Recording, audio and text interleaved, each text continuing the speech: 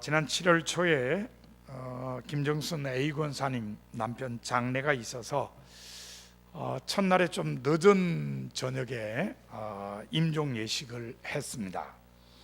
근데 그 임종 예식 하는 자리에서 후배 목사 내외를 만났어요.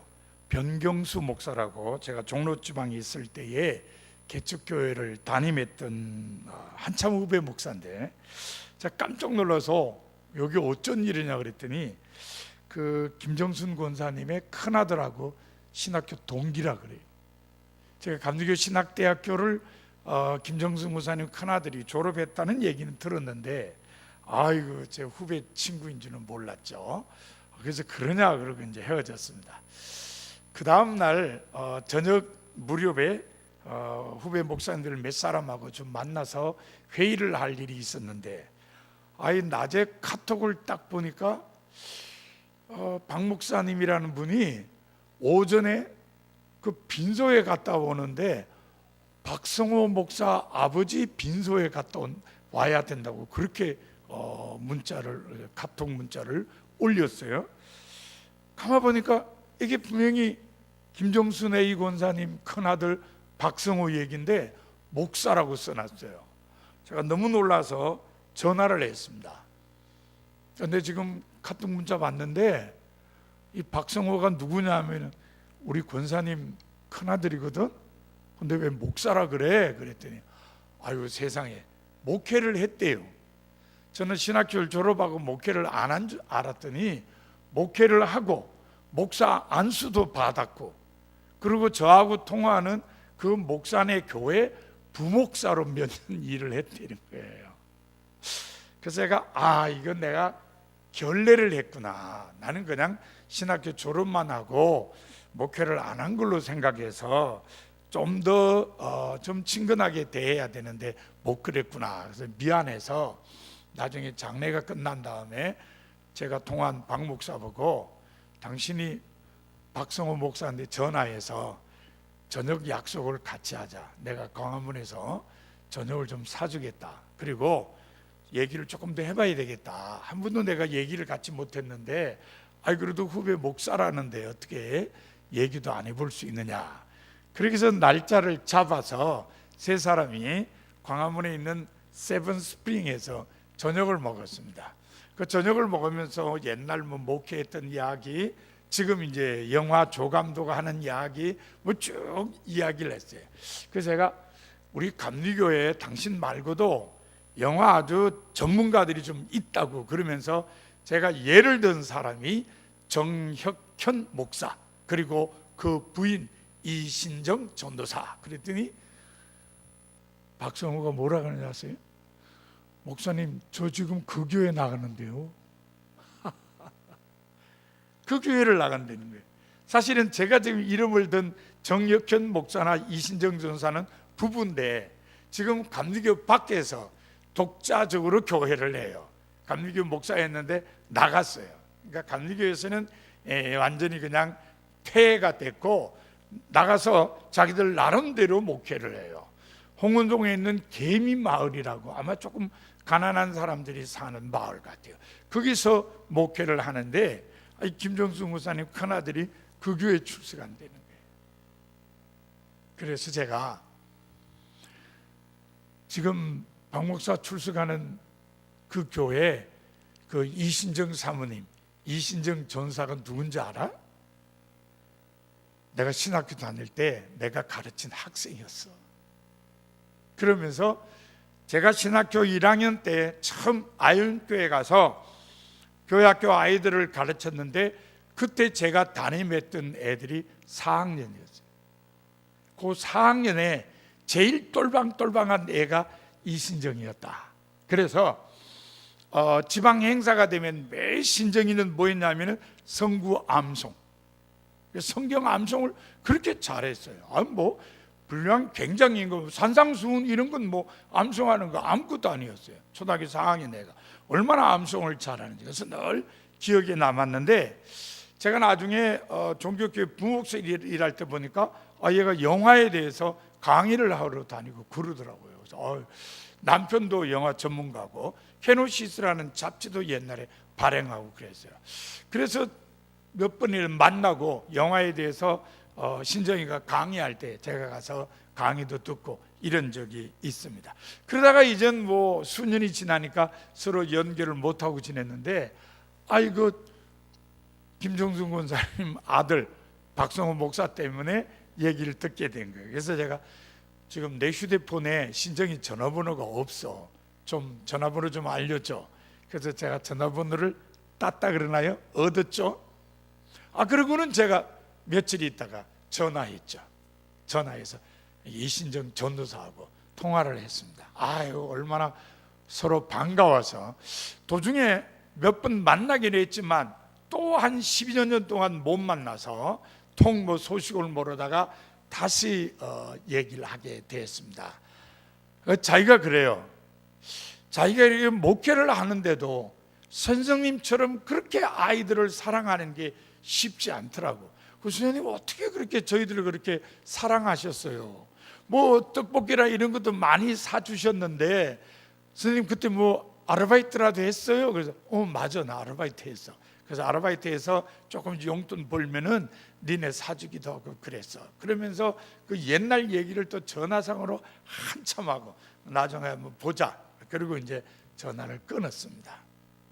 지금도 저는 그 아이들을 당당하게 제자라 그러고 제가 가르쳤으니까. 또 한 번은 저희 집사람하고요 이화 목동병원에, 이대 목동병원에 신방을 갔는데요. 그 병원에 누가 있냐면은 제가 신학교 1학년 때 초등학교 5학년이었던 여학생 한 명이 그 의사로 있어요. 이름이 이제 강덕희예요. 이쪽 신장내과 이제 과장인데. 그래서 집사람하고 신방을 하고 내려오면서 야, 이 강덕희 선생한테 한번 갔다 와야 되나? 이거 어떻게 되나? 그러면서 내려오는데 엘리베이터 타고 한 층을 내려왔는데 그 다음 층에서 문이 딱 열리더니 강덕희가 타는 거예요. 이제 강덕희 선생은 저를 몰랐어요. 제가 뒤에 이랬어서 문이 닫힌 다음에 강덕희 선생님 안녕하세요 그랬더니 딱 돌아보더니 저를 보고 놀래가지고 말이에요. 어쩐 일이냐고. 야, 신방 왔는데 안 그래도 강덕희 선생님 방에 갔다 가야 되나 어떻게 했는데 여기서 만났네 그랬더니 탁 1층에 내리자마자 같이 동행했던 간호사한테는 먼저 가라 그러더니 저희 내위를 데리고 그 카페 가서 차를 대입해서 또 이런저런 얘기를 나눴죠. 서대문 구청에 있는 이 제자는 또 광화문에 만나가지고 저녁 사준다 그래서 저녁도 먹고요. 그런 제자들이 좀 있어요. 저도 당당하게 제자라 그러고 그 아이들도 저한테 뭐 목사님이라 그랬다가 선생님이라 그랬다 막 그렇게 호칭을 해요. 분명히 저는 선생이고 그 아이들은 제자예요. 그런데 이 세상에 스승과 제자를 가만히 보면요, 어떻게 해서 스승과 제자가 되느냐, 몇 가지 길이 있어요. 그 첫 번째 길이 지역이라는 여건 때문에 스승과 제자가 되는 경우가 많습니다. 내가 어떤 지역에 태어났기 때문에 어떤 스님의 제자가 되는 거예요. 저는 지금도 매년 스승의 날이 되면은 선물을 보내드리는 선생님이 계십니다. 어떤 선생님이냐? 제 초등학교 시절에 담임하셨던 이상설 선생님이세요. 지금 이제 경산에 계시는데 저희를 가르쳤을 때는 20대 후반이셨는데 지금은 이제 80이 넘으신 선생님이십니다. 제가 초등학교 4학년이 되었을 때에 저희 반 담임선생님은 김의웅 선생님이셨어요.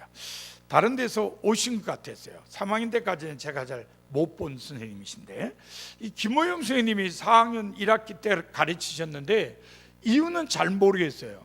그런데 1학기 마치고 전근을 가셨어요.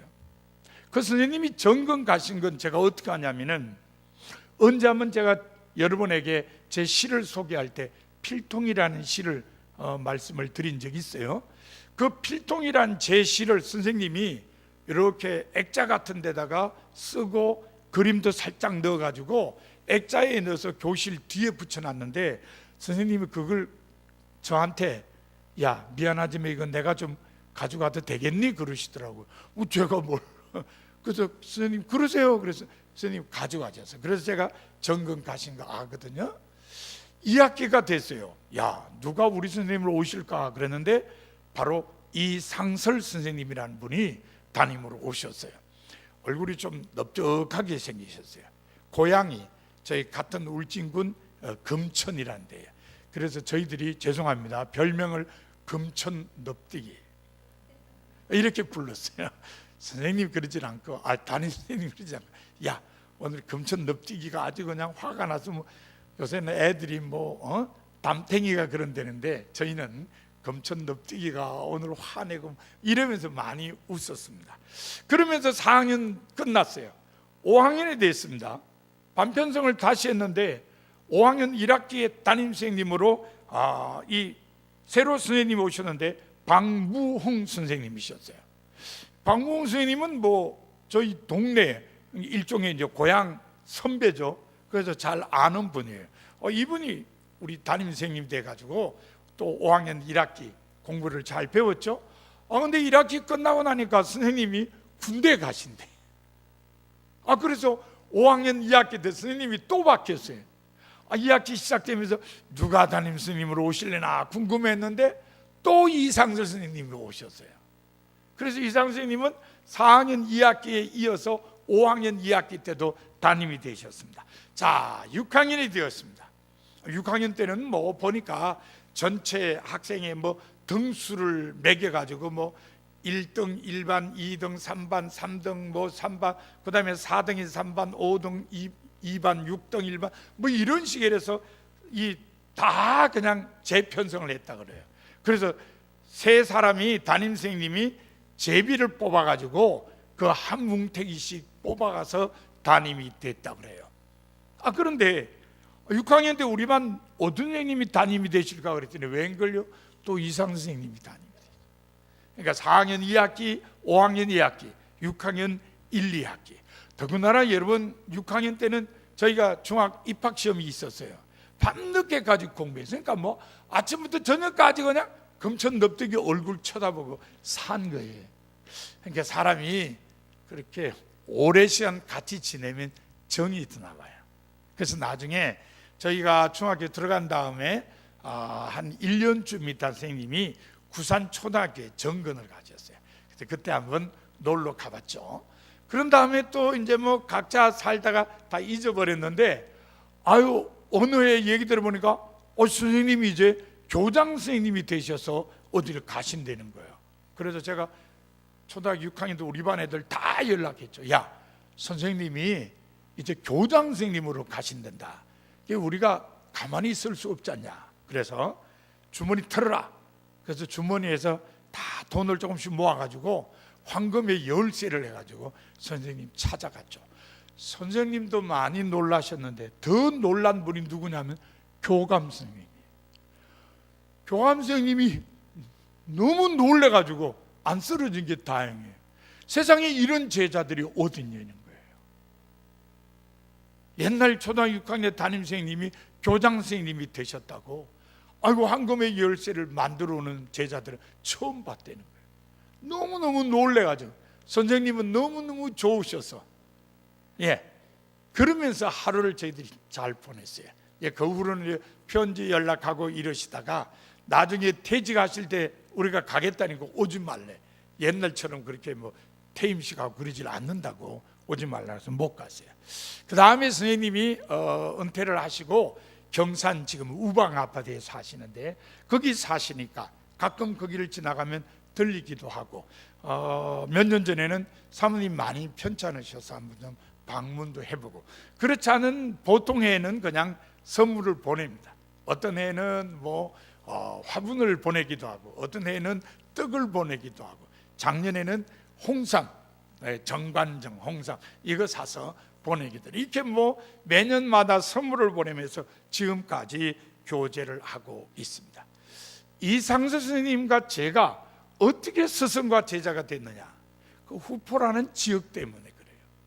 저는 후포에서 태어나 자랐고 선생님은 후포에서 교사를 하다가 저를 만난 겁니다. 그러니까 지역이라는 여건 때문에 스승과 제자가 된 것입니다. 자, 지역 말고 다른 것으로 스승과 제자가 되는 경우도 있습니다. 어떻게? 제자가 좋은 스승을 찾아가는 겁니다. 이거는 주로 예술가들에게서 많이 찾아볼 수 있어요. 예를 들어 그림을 그리고 싶은 사람이 유명한 화가를 찾아가서 저를 제자로 받아주십시오, 이러는 경우입니다. 그런데 꼭 예술 세계만 그런 경우가 있는 게 아니고 학문의 세계도 있습니다. 지금은 은퇴했습니다마는 감리교신학대학교의 교수로 일한 이정배 박사는 저와 같은 74학번 동기입니다. 이 친구와 제가 신학교 3학년 때에 스위스에 있는 바젤 대학교에서 박사학위를 받으신 변선한 교수님이 귀국하셨습니다. 그리고 3학년인 저희 반에 들어와서 조직신학을 가르쳤어요. 얼마나 열정적으로 가르친지 그 앞에 못 앉아요. 왜요? 왜 못 앉죠? 파편이 튀니까. 파편이 너무 많이 튀어가지고 첫 줄은 앉지를 못해요. 용기 있는 애들은 둘째 줄, 보통은 이제 셋째 줄 다음부터 앉아요. 첫 줄은 아무도 안 앉아요. 얼마나 열정적으로 강의를 하는지 많은 학생들이 그냥 쑥 빠졌어요. 그래서 그 선생님 말투 막 흉내내고 그랬어요. 근데 그보다 더 중요한 거는 그 선생님의 매력에 푹 빠진 사람들이 독일어를 공부하기 시작했어요. 나도 저 선생님처럼 바젤 같은 데 가서 독일어를 공부하고 와야 되겠다, 이런 생각이 들어간 거예요. 그 가운데 한 사람이 이정배 박사였어요. 이정배는 그 당시에 독일어를 가르쳐주는 데가 괴테하우스였어요. 지금도 있는지 모르겠어요. 그 당시에 독일어 배우는 사람들은 다 괴테하우스에 가서 공부했거든요. 그러니까 제 친구 이정배도 괴테하우스 가서 공부를 했어요. 그리고 대학원에 들어가서 변선한 선생님 밑에서 조교 역할을 하면서 바젤의 꿈을 키웠죠. 그러다가 변선한 선생님이 대학원 끝나고 난 다음에 바젤에 있는 브리츠 뿌리 선생님한테 편지를 딱 써가지고 이정배 박사를 보냈죠. 그렇게 해서 이정배 박사는 바젤에서 박사학위를 받고 귀국해서 역시 모교에서 교수로 일하게 되었습니다. 변선한 박사님과 이정배 박사, 어떻게 스승과 제자가 되었느냐? 그것은 이정배라고 하는 제자가 변선한 선생님을 좋은 선생으로 인정하고 자기가 찾아갔기 때문인 겁니다. 그렇게 해서 좋은 사제관계가 이루어진 겁니다. 그런데 또 다른 경우도 있어요. 어떤 경우냐? 이거는 스승이 제자를 찍어서 너 내 제자 되라고 하는 경우입니다. 이건 우리나라에서 어디서 많이 볼 수 있냐면 운동선수들한테서 많이 볼 수 있어요. 소위 스카우트죠, 그죠? 어느 학교에 뭐 운동 잘하는 누가 있다면 코치가 가서 데려와서 제자로 삼는 경우입니다. 그런데 이런 경우가 성서에 나타나고 있어요. 성서에 보면은 스승이 제자를 선택을 해요. 누가 제자를 선택하죠? 대표적인 경우가 예수님이에요. 의외로 예수님이 제자를 선택하십니다. 사실 복음서를 자세히 살펴보면 예수님 주변에는 제자들이 엄청나게 많았어요. 그러나 그 사람들은 그냥 일반 제자들이고 특별하게 사도로 선택한 12명의 제자가 있습니다. 그런데 그 12명의 제자를 보면 다 예수님이 선택을 하셨어요. 가만히 있는데 예수님 따라온 게 아니고 예수님께서 나를 따라오너라 그렇게 불러서 제자가 된 사람들입니다. 자, 오늘 본문이 아주 좋은 예가 되죠? 오늘 본문에 보면은 예수님의 첫 번째 제자 네 사람이 예수님과 함께 하게 된 일을 소개합니다. 4명 중에 한 사람은 예수님의 수제자로 예수님께서 성천하신 후에 초대교회를 이끈 베드로입니다. 또 한 사람은 예수님의 사랑을 가장 많이 받았으며 예수님의 12제자 중에서 가장 오래 살면서 교회를 이끈 요한입니다. 그리고 또 한 사람은 베드로, 요한과 더불어서 3인방으로 언제든지 예수님과 함께 동행했고 12제자 중에 최초로 순교한 사람인 야고보입니다. 그리고 또 한 사람은 말없이, 정말 말없이 많은 사람을 예수님께로 인도한 안드레입니다. 이 네 사람은 바로 예수님의 선택에 의해서 첫 번째 제자가 된 사람들입니다. 그런데 이들이 예수님의 선택을 받아서 제자가 되어서 훗날에 교회 안에 크게 쓰임을 받았는데, 도대체 이 사람들이 어떤 사람들이었길래 예수님께서 제자로 선택하셨을까? 이것을 우리가 함께 살펴보도록 하겠습니다. 여러분 머릿속에는 어떤 이유가 떠오릅니까? 이 네 사람이 왜 예수님의 제자로 선택되었을까? 첫 번째 우리가 보셔야 할 것은요, 자기 일에 성실한 사람이었기 때문입니다. 예수님께서 지금 이 네 사람을 부르신 곳이 어디죠?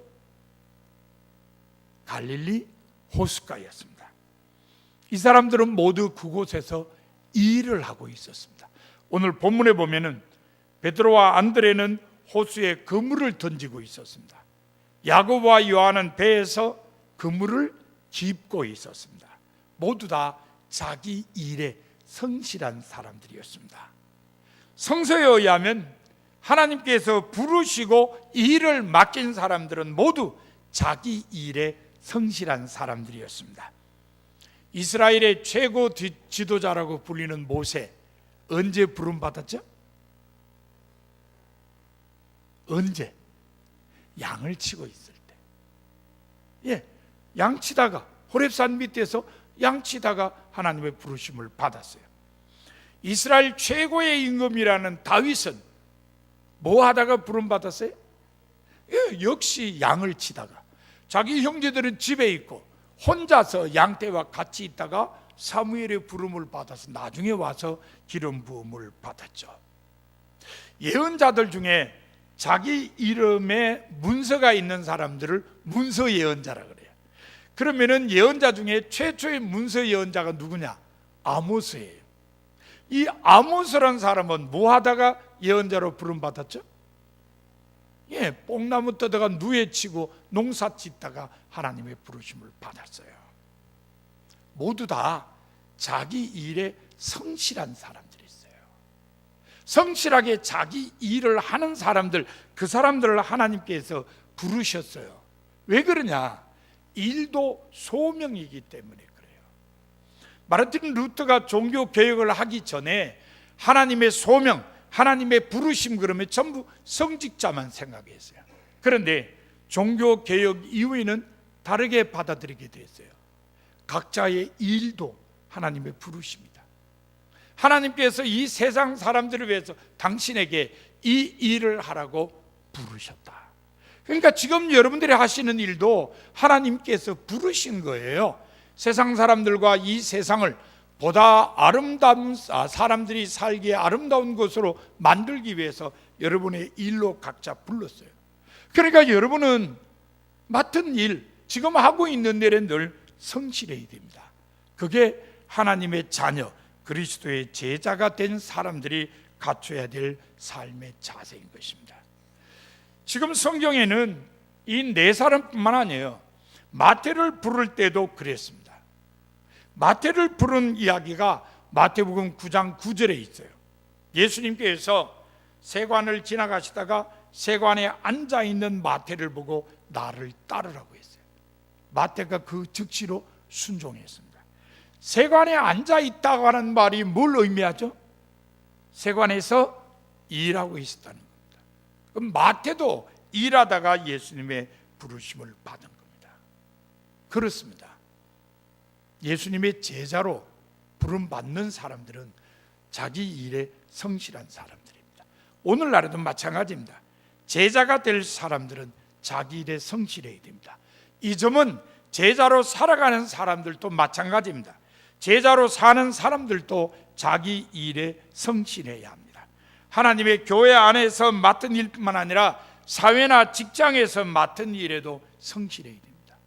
일을 통한 열매로 주님의 영광을 높이 드러내는 제자가 되어야 합니다. 자, 본문에 나타나는 네 사람이 예수님의 제자가 된 두 번째 이유는 즉시 순종한 사람들이었기 때문입니다. 자, 본문 17절과 18절을 보세요. 나를 따라오라. 내가 너희로 사람을 낚는 어부가 되게 하리라는 예수님의 말씀을 들은 베드로와 안드레, 그물을 버려두고 앞에 무슨 글자가 있어요? 곧 그물을 버려두고 예수님을 따랐습니다. 본문 20절에 의하면 예수님의 부르심을 받은 야고보와 요한도 그 아버지 세베대를 품꾼들과 함께 배에 버려두고 예수님을 따라갔습니다. 그러니까 이 사람들은 예수님 부르자 내일 가겠습니다, 모레 가겠습니다가 아니에요. 적당한 때 가겠습니다 아닙니다. 곧 그날 바로 예수님을 따랐습니다. 일반적으로 부르심에는 머뭇거림이 좀 있어요. 예를 한번 들어볼까요? 누가복음 9장 59절에 보면은 예수님께서 어떤 사람에게 나를 따르라고 했어요. 그랬더니 이 사람이 뭐라 그런지 아세요? 나로 먼저 가서 내 아버지를 장사하게 허락하옵소서. 이거는 지금 아버지가 돌아가셔서 장사 지내고 오겠습니다는 게 아니고, 우리 아버지가 지금 연세가 많으신데 더 사시다가 돌아가시면 그때 오겠습니다. 우리말로 바꾸면 나중에 따르겠습니다, 그런 이야기. 그러니까 예수님께서는 죽은 자들로 자기의 죽은 자들을 장사하게 하고 너는 가서 하나님의 나라를 전파하라고 하셨어요. 그러자 옆에 있던 다른 사람이 주여 내가 주를 따르겠나이다마는 나로 먼저 내 가족을 작별하게 허락하소서 그랬어요. 그때에도 예수님께서는 손에 쟁기를 잡고 뒤를 돌아보는 자는 하나님 나라에 합당치 아니하니라고 하셨습니다. 두 사람 다 예수님의 부르심에 머뭇거림이 있었어요. 어쩌면 이게 많은 사람에게 보일 수 있는 반응입니다. 그렇지만 예수님께서는 그런 반응을 원치 않으셨어요. 적극적으로 순종하기를 원하셨습니다. 성서에 의하면 하나님께서는 즉시 순종하는 사람들을 기뻐하셨습니다. 창세기 17장에 보면요, 하나님께서 아브라함에게 언약의 표징으로 할례를 받으라 그랬어요. 아브라함이 할례 언제 받았을까요? 언제 받았을까요? 이건 넌센스 퀴즈 아니고요. 그날, 정답은 그날이에요. 하나님께서 언약의 표징으로 할례를 받으라고 말씀하신 그날에 아브라함은 자기와 종들과 모든 남자들 다 할례를 행했습니다. 미국의 유명한 붕사였던 무디 목사가 한 청년에게 전도를 했어요. 그러니까 이 청년은 복음을 알고 있었습니다. 그래서 무디가 전도하니까 제가 잘 알고 있습니다. 근데 저도 십자가에 달린 강도처럼 그죠? 마지막에 예수 믿고 구원받겠습니다, 이렇게 얘기를 했어요. 알긴도 잘 알아가지고 우편의 강도는 죽기 얼마 직전에 회개하고 구원받았다는 얘기를 어디 들었는지 자기도 너지막하게 예수 믿고 구원받겠다고 얘기를 했어요. 그런데 어느 날 그 청년이 사고가 나서 병원에 입원했다는 얘기를 무디 목사님이 들었어요. 무디 목사님이 꽃다발을 그 병실에 보냈습니다. 그런데 좋은 꽃다발을 보내지 않고 시들은 꽃으로 만든 꽃다발을 보냈어요. 그리고는 조금 있다가 그 청년이 그걸 보고 화가 이렇게 났을 그 타이밍에 문 열고 딱 들어갔습니다. 청년 얼굴 딱 보니까 화가 이만큼 나 있죠. 그때 무디 목사님이 이렇게 말했습니다. 자네 기분이 좀 나쁘지? 하나님이 늘 기분 좋으시겠어? 자네 인생 다 허비하고 마지막에 늙어서 하나님 앞에 나오면 하나님 그 기뻐하실 것 같으냐? 멋진 말이에요. 순종이 지체되는 것, 그건 정말 문제라는 것을 얼마나 잘 설명했습니까? 시던 꽃 받으니까 기분 안 좋지. 하나님께서 늙어막히 와서 믿고 뭐 그런다 하면 기분 좋으시겠냐?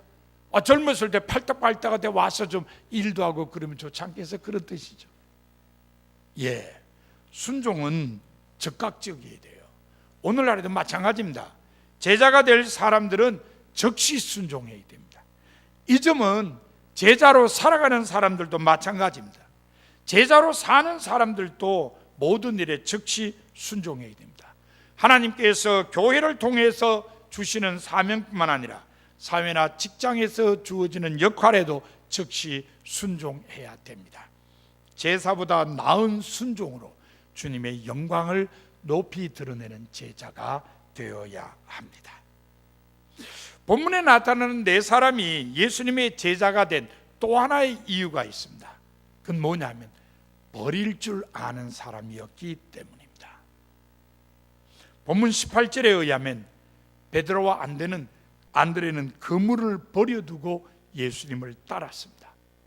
20절에 의하면 야고보와 요한도 아버지 세베대를 품꾼들과 함께 배에 버려두고 예수님을 따라갔습니다. 마가복음 저자는 두 번 모두 버려두고 이렇게 단어를 썼어요. 히라보는 아펜테스라는 말인데 이 아펜테스라는 말을 썼습니다. 한 가지 목표를 위해서 다른 것을 포기할 줄 알았다는 뜻이에요. 이제 예수의 제자가 되기 위해서 자기 발목을 잡을 수 있는 세상의 것을 버리고 따라갔다는 겁니다. 마태복음 13장에 보면요, 예수님의 천국 비유가 7개나 기록되어 있어요. 그 가운데 하나가 진주장사 비유예요. 하나님의 나라는 극히 값진 진주를 하나 만남에 다른 걸 다 팔고 그것을 사는 장사와 같아, 이렇게 비유를 했어요. 아주 간단해요. 진주를 구하러 다니는 장사가 어느 한 곳에 가서 무지 값진 진주를 발견했어요. 값이 비싸요. 그래서 이 사람은 자기가 갖고 있는 모든 진주를 다 팔았어요. 그리고 진짜 그 값진 진주를 샀어요. 무슨 얘기죠? 진짜 값진 것을 위해서 다른 것은 다 포기할 줄 알아야 한다는 겁니다. 예수 믿고 천국 생활하는 게 진짜 최고냐? 다른 건 포기할 줄 알아야죠. 하나님 사랑하고 이웃 사랑하는 게 최고의 계명이냐? 다른 건 포기할 줄 알아야죠. 가장 중요한 것을 자기 것으로 만들기 위해서 다른 걸 포기할 줄 알아야 한다는 것입니다. 요즘은 사람들이 머리에서 점점 잊혀져 갑니다만은 작년 평창 동계올림픽 때까지 우리나라 사람들은 머리를 꽉 채우게 만들었던 선수가 한 사람이 있습니다. 누구죠? 이상화 선수. 네, 금메달 2번 땄고 작년에도 3번째 금메달 도전했다. 금메달은 못 땄습니다만은 어쨌든 우리나라 사람들의 머릿속에 이상화라는 이름을 아주 그냥 각인시켜준 선수입니다. 이 선수는 얼굴도 좀 예쁘장해요. 그래서 한때는 뭐 자동차 모델까지 나왔으니까 여러분, 이 광고 모델로 나온다는 건 대단히 중요해요. 왜 중요하죠? 에? 광고 모델 나오는 게 왜 중요합니까? 잘 모르세요. 이게 많이 생기죠, 이게. 여러분, 광고 모델료 비싸요. 다 억대 넘어가잖아요. 그러니까 이상원 선수가 광고 모델로 해서 돈도 벌고 그랬어요. 근데 우리나라 사람들은요, 이상원 선수 얼굴 관심 없어요. 이상원 선수 그러면은 얼굴을 머리에 떠오르는 게 아니라 다른 데를 머리에 떠올라요. 뭘 떠오르게 하죠? 꿀벅지, 허벅지. 아가씨 허벅지 얘기해서 미안하지만 그래도 우리나라 사람들은 이상화 그러면 그 허벅지, 이따만한 허벅지, 꿀벅지라고 하고 금벅지라고도 하는 그 허벅지를 생각해요. 이상화 선수라고 왜 날씬한 몸매 갖고 싶지 않았겠어요? 그런데 스케이트를 타는 사람이 그 날씬한 다리로 스케이트 잘 타겠어요? 금메달은 그냥 고사하고 똥메달도 못할 텐데. 그런데 이상화 선수는 자기의 목표를 올림픽 금메달에 두었어요. 몸매 잊어버렸어요. 오직 훈련이 열중했어요. 그러니까 금메달을 연속해서 2번 땄잖아요. 비록 3번째 도전에 실패했지만 2번의 올림픽에서 금메달을 땄으니까 대단하지 않습니까? 자기가 목표라는 걸 얻기 위해서 포기하는 거 있었기 때문에 자기가 원하는 걸 얻을 수 있었다는 겁니다. 그런데 포기하는 게 결코 쉬운 일은 아니에요. 마가복음 10장에 보면요, 한 부자가 예수님 찾아왔어요. 그러면서 하는 얘기가, 선생님, 내가 무엇을 하여야 영생을 얻으리까? 예수님께서 계명 지키라 그랬어요. 그래도 이 사람이, 계명은 제가 어릴 때부터 다 잘 지켰습니다. 그러냐? 너한테 하나만 있으면 되겠다.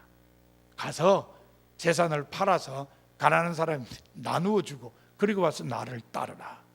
이 사람이 근심하고 돌아갔어요. 다시는 예수님께로 안 왔어요. 왜요? 재산을 포기할 수가 없어서. 재산을 포기할 수가 없어서 예수님의 제자가 되지를 못했습니다. 포기하지 않으면 어쩔 수 없어요. 제자가 될 수가 없습니다. 하지만 우리는 기억해야 될 게, 내가 포기할 때 하나님께서 다른 것을 채워주시죠. 예수님께서는 부자에게 말씀하신 대로 하늘에서 보화가 있다고 우리에게 가르쳐 주셨습니다. 오늘날에도 마찬가지입니다. 제자가 될 사람은 버릴 줄 알아야 합니다. 이 점은 제자로 살아가는 사람들도 마찬가지입니다. 제자로 사는 사람들도 버릴 줄 알아야 합니다. 버릴 것은 버림으로써 우선순위가 달라져야 하는 것입니다. 주말에 계획도 달라져야 되고, 취미도 달라져야 되고, 심지어 기호식품도 달라야 합니다. 포기하는 것으로 주님의 영광을 높이 드러내는 제자가 되어야 합니다. 이처럼 본문에 나타나는 4사람이 예수님의 제자가 된 것은 자기 일에 성실한 사람들이었고 즉시 순종한 사람들이었으며 버릴 줄 아는 사람들이었기 때문입니다. 오늘날에도 마찬가지입니다. 예수님의 진정한 제자가 될 사람들은, 또는 이미 예수님의 제자가 된 사람들은 모두 자기 일에 성실한 사람들이어야 하고 즉시 순종하는 사람들이어야 하며 버릴 줄 아는 사람들이어야 합니다. 사랑하는 성도 여러분, 여러분은 예수 그리스도의 진정한 제자로 살고 있습니까? 여러분은 주님께서 맡겨주신 일에 성실한 사람들입니까? 여러분은 주님의 부르심에 즉시 순종하는 사람들입니까? 여러분은 주님의 뜻을 이루기 위해 버릴 줄 아는 사람들입니까? 주님께서는 여러분이 그런 제자가 되기를 원하십니다. 여러분 모두 주님께서 맡겨주신 일에 성실하고 주님의 부르심에 즉시 순종하며 주님의 뜻을 이루기 위해 버림으로써 진정한 예수 그리스도의 제자로 사는 성도가 다 되시기를 바랍니다. 기도하겠습니다.